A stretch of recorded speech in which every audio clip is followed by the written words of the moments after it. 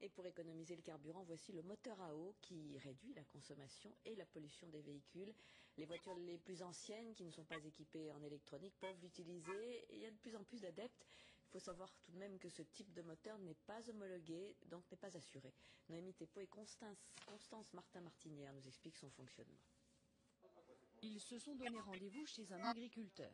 Certains pour venir glaner des informations, d'autres déjà convaincus pour monter le système Pantone sur leur véhicule.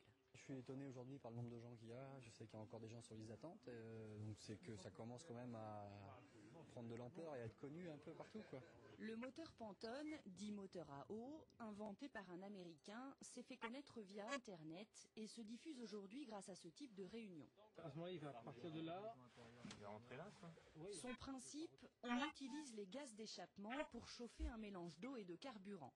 Le produit de cette réaction est réinjecté afin d'améliorer la combustion. Nous, on touche à la comburation du moteur, donc par un système assez simple. On constate, c'est vrai, automatiquement un grand gain dans la pollution, c'est-à-dire qu'on ne pollue quasiment plus. Et donc forcément, si vous polluez moins, vous consommez moins.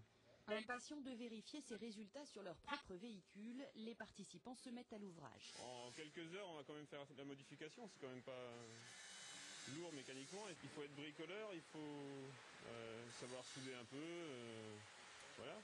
Quelques Pantones sont finalement installés et testés. Après 10 km, le système Pantone est en route, on le vérifie d'un point de vue magnétique. Et alors qu'il n'est pas encore optimisé, on a divisé presque par deux les imbrûlés. Les défenseurs du système Pantone assurent qu'une fois réglé, il permet de ne plus polluer et de réduire la consommation de 20 à 50%. Ce procédé, séduisant mais controversé, n'est pas reconnu par les assurances automobiles.